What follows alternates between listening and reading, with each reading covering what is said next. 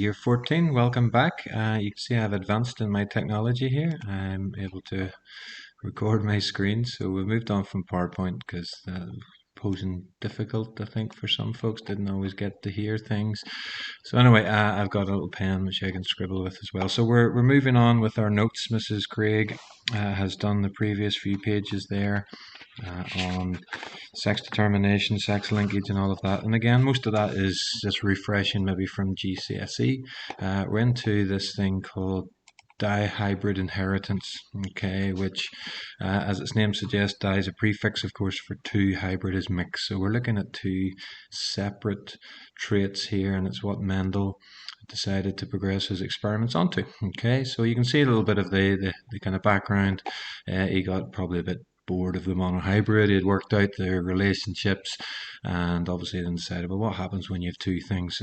Is there laws and rules that follow them, just as it did with the monohybrid? So he had two different characteristics that he looked at. The pea plant he stuck with, and he looked at the height, so tallness again, and the color. So purple against white flowers, and he crossed them to get an F1 generation, and then across those to get an F2. Okay, and this ended up bringing him a set of very specific ratios that basically allowed him to formulate this second law of heredity. Okay, so we'll just look into it now. This is in your book on page 15 at the top there, you'll see. So here we have it in pictorial form, tall purples crossed with dwarf white. Okay, and those are the genotypes that we now would put with them. And of course, whenever you have all big T's and all big P's, that's all you can give. And on the white side, then you've only a small t and a small p. So when they mix, that you get is an F1 generation that are all like this dominant parent, okay, tall and purple, but not pure breeding because there are recessive alleles in there. They're just masked. So that was your F1 generation. Okay, and you've got this written here, okay, at the top there when he crossed them. Now, what he then did was, like he did last time, was mix these F1 generations. So two heterozygotes crossing with each other for tall and purple. And this is then what we'll get into our book. Okay, so there we have a big T, small t, big P, small p, big T, small t, big P, small p crossed. And this is where we will fit a Punnett square into the bottom of page 15. Okay, so when you put the gametes across, if you want to take note of this, okay, on that half page gap that you've got there, we're looking to try and come up with this very distinctive ratio. Because there are now 4 possible gamete combinations from each parent, you're then going to have 16 possibilities, okay? So it's obviously a bigger square needed. So we can either have the big T, big P together, big T, small t, big P, and small t, small p, and that's going to be the same down the female side. And then you know what to do. You can fill this in. You're going to get all tall purples along the top line. You're all going to get tall purple, okay, in the first, and that also will be tall purple, and till that last, those two there will be whites because you're now appearing small p's. Anything down this column is going to be tall and purple, of course. Tall purple there. We're now into the first dwarf, 2 small t's, but purple, dwarf and purple. And then tall purple, tall white, dwarf purple, and then this one at the very end, very distinctive with only recessive alleles, dwarf white flower. Okay, so that can go into the Punnett square on page 15. You could pause the video and put it in. You don't need to write the phenotypes in there, okay. At the bottom then we'll put the little ratio of those, and what you have is 9 talls, so all those genotypes there that will give a tall purple flower. There'll be 9 of them, 3 tall whites, 3 dwarf purples, and then just the 1 short white. And that's your 9-3-3-1 ratio, which is very distinctive for dihybrid inheritance. Okay.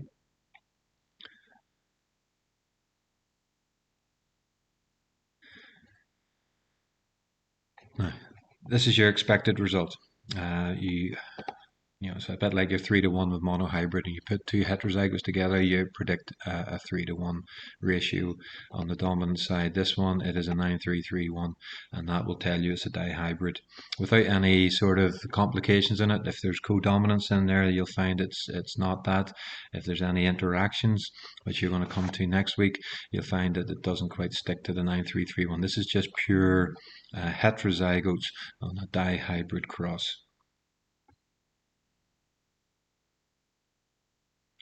Okay, test cross, but like, how do you know what your tall purple flower is? They look the same whether it's two big T's and two big P's or whether they're zygotes. Okay, so again, what you always do with an unknown is cross it with a known, and the only one you definitely know is your dwarf white flowered. So two small T's, two small P's. So you would cross your unknown with your known, and you would see what you get. If your unknown is pure breeding, two big T's, two big P's, then clearly everything off it will be tall and purple.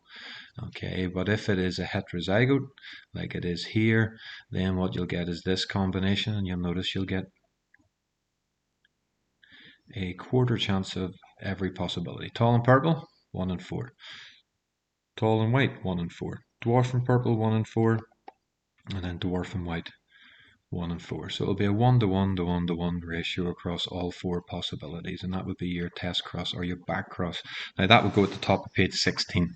Okay, again, if you scribble that in that little gap there.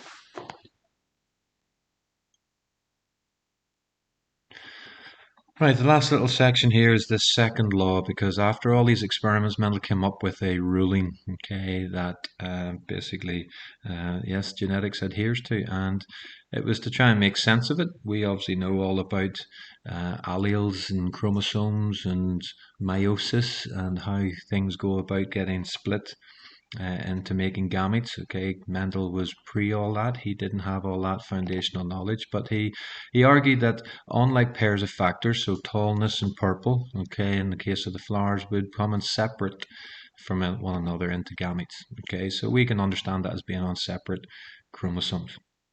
Okay, and they will come together in a predictable combination. And this is your little definition, really. Okay, when two or more pairs of genes separate from one another at gamete formation, the distribution of any of them is independent of any other. Now that's assuming that they are on separate chromosomes, and that's the rule. Okay, if they are on the same chromosome, two separate genes, then obviously they're more likely to be attached to each other and go with each other when it comes to separation. So it has to be on separate ones, and your little picture over the page will just remind you of that and what happens through meiosis. In your book, though, if I just show you, your definition really would be, let me take you back up. Okay, this is it here. Okay, so this would be your definition here, right, which I would suggest that you highlight, and you can rule a line slightly better than I can, but it's this idea of independent segregation, okay, from each other in two genes and two separate chromosomes. Okay, so during gamete formation, the segregation of alleles of one gene is independent to the segregation of alleles of another. All right, I've seen that question asked, what is the second law of inheritance? And that's basically what you need to remember and put down. Okay, the other big thing to highlight is this. Okay, where does this or when does this happen? It's during metaphase 1. Okay, through meiosis. And it takes us to this page here, okay, which you have in your notes, and I bring mine back up again. And of course, this is it.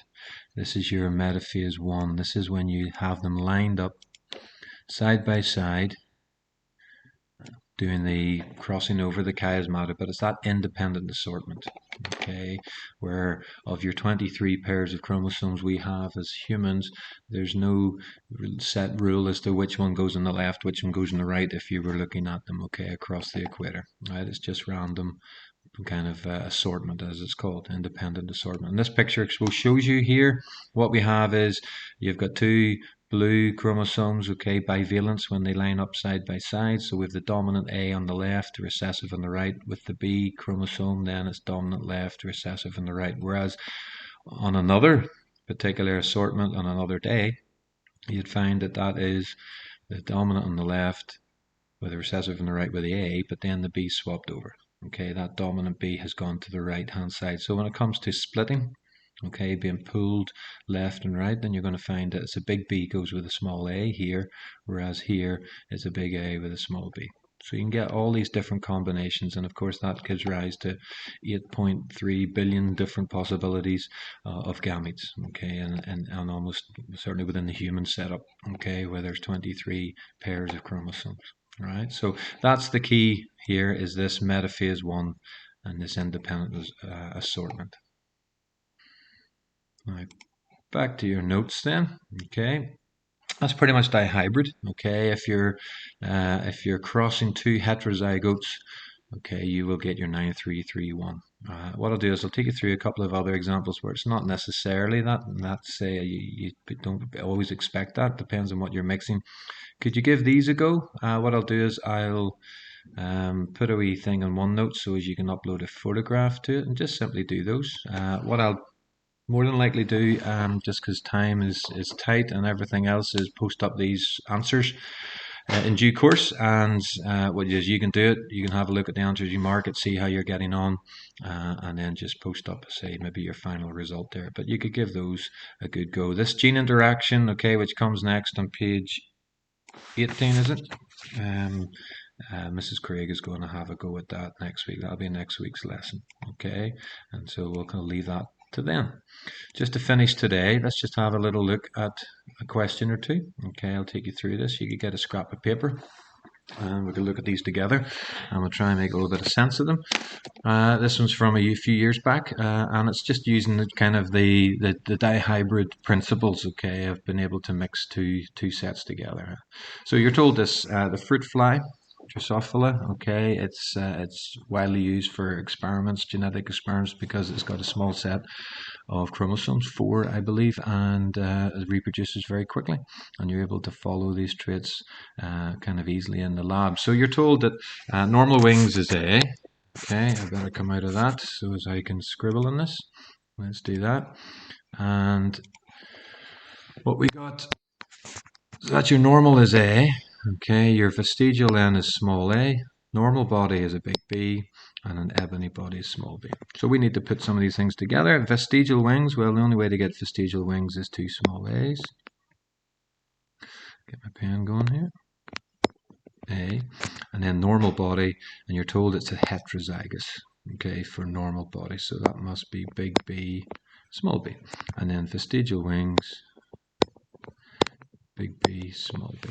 Okay, the gametes, therefore, you only take one of each every time, so it can either be small a, big B, or small a, small b. Here, small a, big B, small a, small b. Okay, and sometimes good practice just to circle the gametes so as you can avoid mixing them up.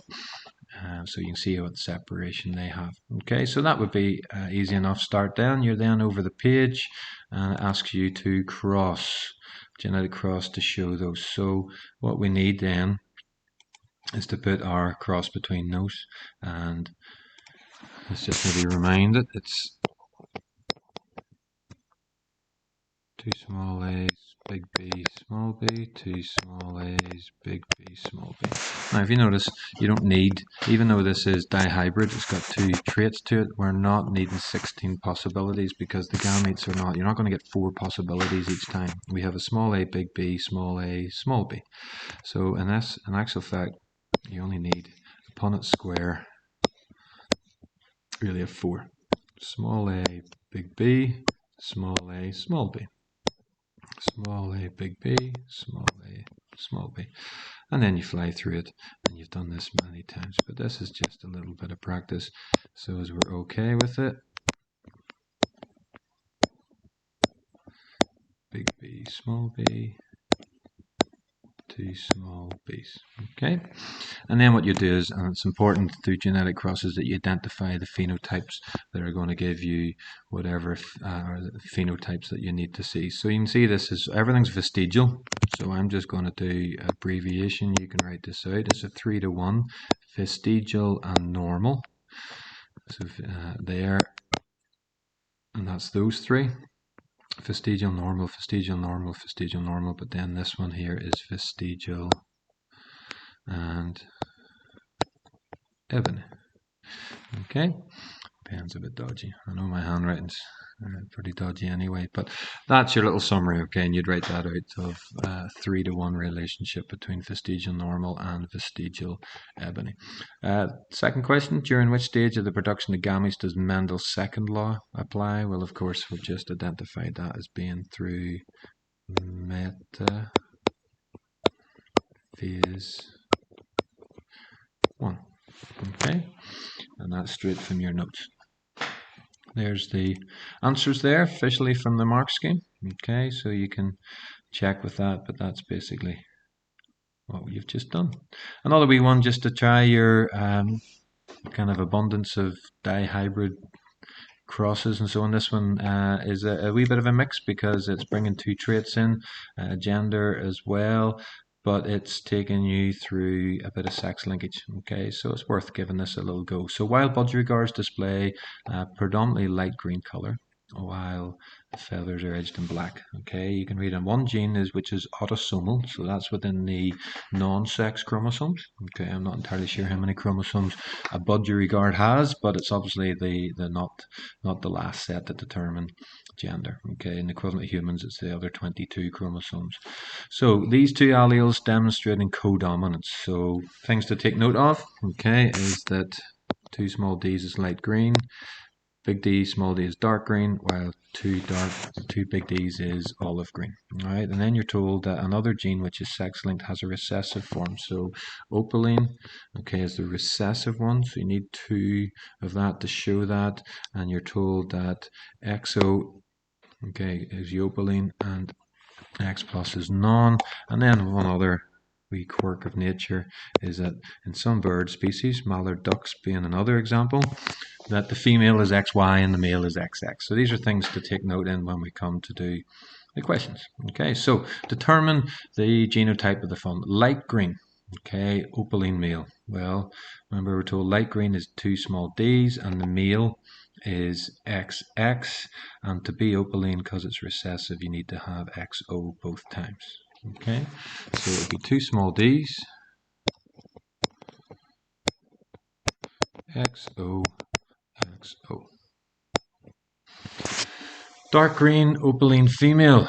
Well, dark green, you were told, is heterozygous, codominance, big D, small d, and the female is XY. The Y, of course, doesn't carry any allele on it, so to be non-opaline, it's a plus. So it must be big D, small d, X plus Y. Okay, then you're asked to cross these genotypes. Okay, 2 big D's, XOY, that's the female with the heterozygous D male. Okay, and therefore you would then put that together. So at the top of this page, why don't you pause the video and give this a go? All right, one thing to identify is the gametes, okay, from this one, and it determines how many squares you need. But if you look, this is only big D XO or big D Y. So that's 2 from the female. From the male, let's change my color, is going to be big D X plus, big D X 0, small d X plus, small d X 0. So there's 4 possibilities coming from the male, and therefore your grid really only needs to be 1, 2, 3, 4, and 2. Okay, so here you would have dx0, dy, dx plus, dx0, small dx plus, small dx0. Okay, so that would be it set out. You can fly through that and put your combinations. Then you need to sit and work out the phenotypes. Okay, that would take a little bit of going back to the previous slide. Okay, in order to work out that one there. I'll give you pause it here and scribble that down, and then when you get your combinations, if you want, you can go back to this one, and that tells you what everything is, what color, whether it's opaline or not. Pause the video there if you need to get the answer. And then when it's complete, these are the results. That's what we had determined. These are the different gametes, 4 for the male, 2 for the female, and then your Punnett square and everything there. So you'll notice, it's dihybrid in a way because you're looking at two characteristics. It's the sex linkage thrown in, which complicates things again. So you're not always going to get the 9331, and actual fact, you rarely would. Quite often you'll find that questions in exams are taking you further into things like gene interactions and so on. And that's what you'll get exposed to next week, okay? So I'll leave it there. What we'll do is I'll get you to do your little homework for me, please, which is these questions here, and just have them scribbled down, so lay them out nice and clearly if you would. And there's another little fact sheet I think that's been posted up as well that I'll give to you. But this is a week we're planning to try and bookend it, and we'll leave gene interactions possibly to after half term.